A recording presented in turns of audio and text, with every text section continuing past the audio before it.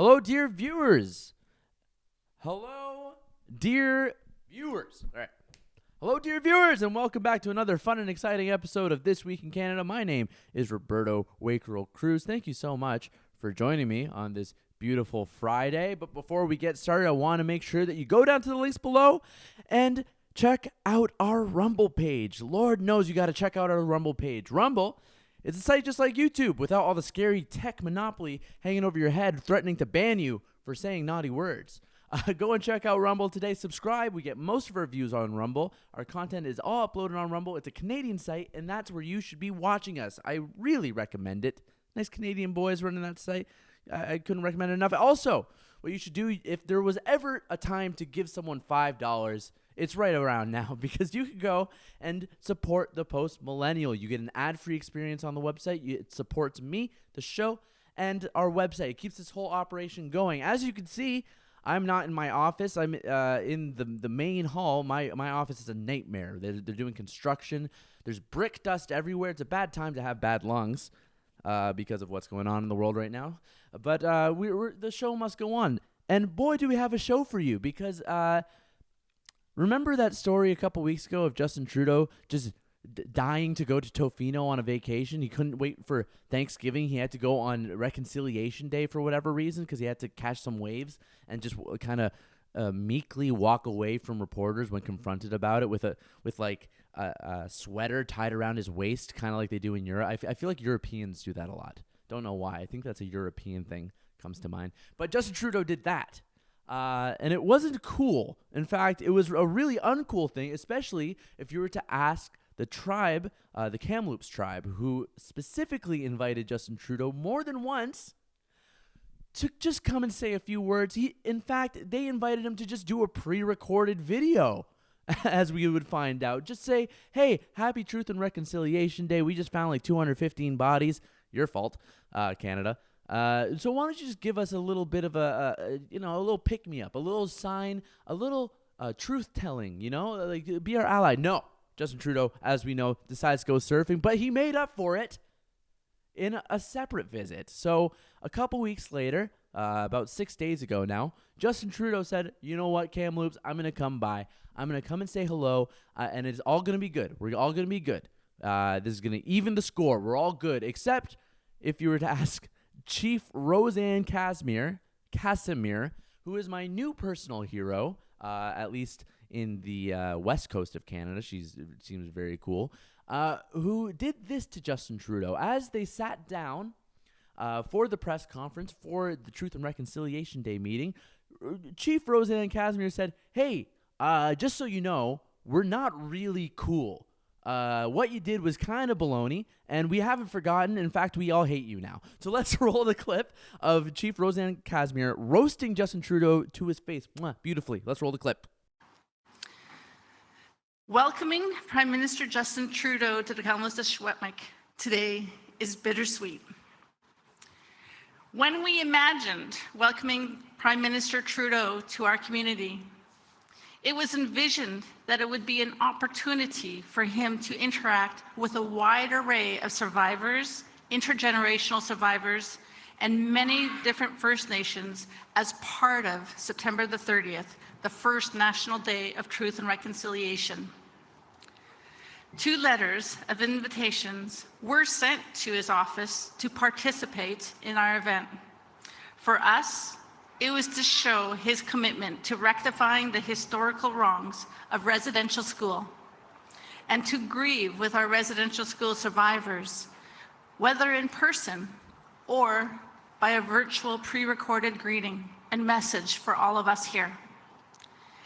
Instead, in the middle of truth-telling, cultural grounding, and sharing that unfolded as part of the commemoration of the very first National Day of Truth and Reconciliation, in this arbor, a journalist quietly informed us that the Prime Minister, Justin Trudeau, was on vacation in Tofino. The shock, anger, and sorrow and disbelief was palpable in our community, and it rippled throughout the world, to say the least. Today is about making some positive steps forward and rectifying a mistake. We wanted to ensure that Prime Minister Justin Trudeau visited what we were. That's pretty embarrassing, right? And look how, like, he looks. He's an actor, right? As we all know, Justin Trudeau likes to paint himself out as a very competent and calm and level-headed guy. As we all know, he's doing a really poor performance. Everyone knows he's a little bit incompetent. Even his fans secretly know that this guy, he's no Einstein, let's put it. So he puts on this facade. You could put a picture of his face up here. He looks like he's trying to be confident, as if he's in the right, and then proceeds to tell us, Canada, that we all need to do better. This is the same thing that happened when he did the whole the brown face. I think it was blackface. At this point, it's just shoe polish on his face, where he goes, yeah, we as a country need to do better. We, moving forward, need to reconcile and all this baloney. It's like, hey, I never wore blackface, and I didn't go surfing on Truth and Reconciliation Day. I said, I gave thanks to and reconciled and took a moment to reflect as we were supposed to. Not Justin Trudeau. That's not what he did. And I think, and I don't want to give myself too much credit here, but remember, I think it was about 2 months ago, and this is the second video I want to show. Remember when Justin Trudeau went to Kamloops First Nation, another place where they found all these graves, very sad, under the ground of unmarked graves, where he was kind of watching the fancy dancing, which is what it's called. It's the actual term, is fancy dancing. And he's kind of just sitting there looking super uncomfortable. So let's roll that clip.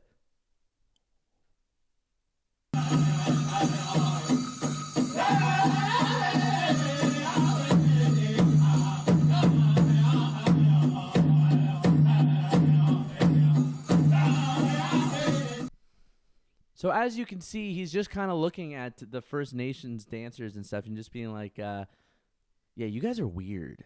And I think we were the only outlet that really called him out on it. I'm sure he didn't see me specifically calling him out for it. But I think somebody in his cabinet was like, hey, you got to look like you want to be there. All right? So maybe next time,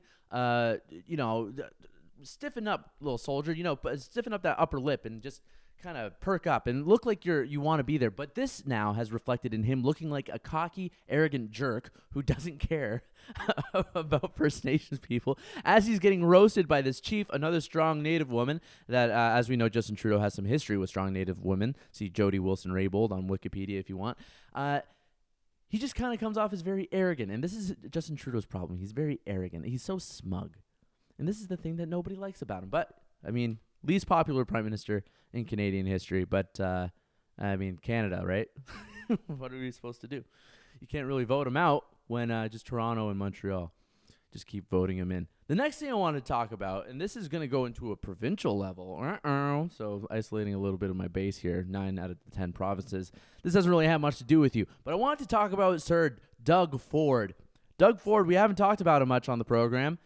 He's kind of been keeping low, as in like not showing up to work a lot. His calendar kind of looks like a lot of missed days. He's just not really showing up. There was a little while there where he didn't show up for like 2 months, I think.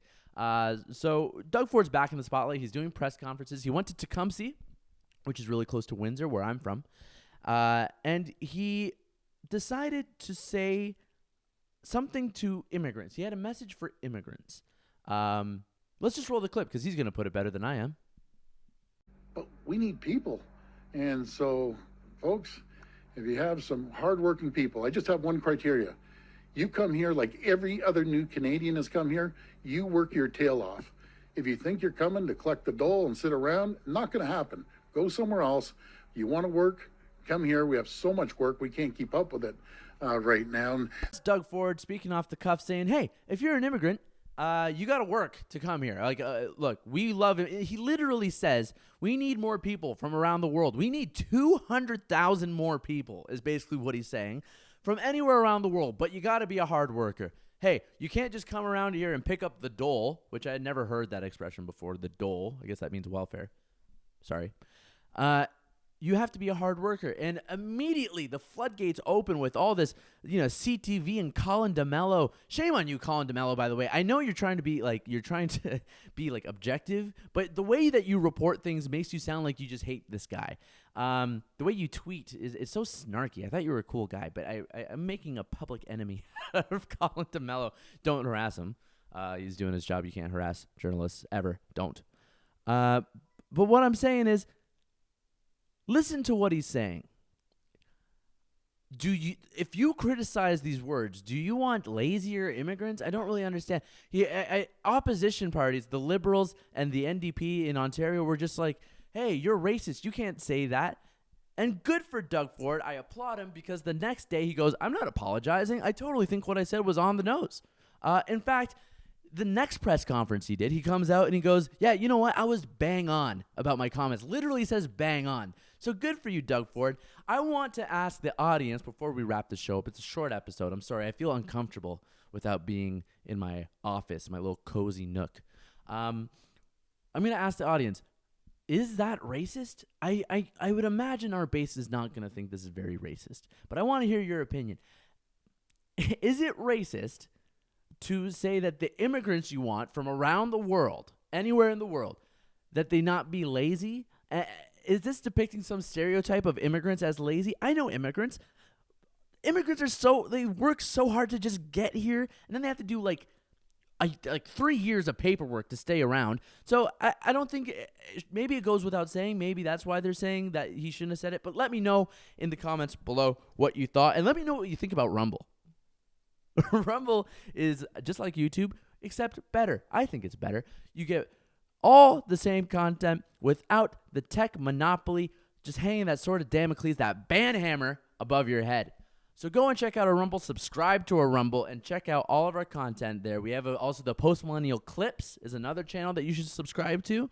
And this is where you'll see a lot of breaking videos that come out. So that's a good thing to check out. Also, you should go and just give us a nice membership. Please, I'm begging you. Christmas is coming up. I got to feed my kids. So go ahead and check out our subscription page. Become a member. It's only $5 a month, and you won't regret it. You'll check out all our stories, and it's all ad-free. Thank you so much for joining me on this beautiful Friday. My name, again, Roberto. Follow me on Twitter. Put it up on the screen right here. Goodbye.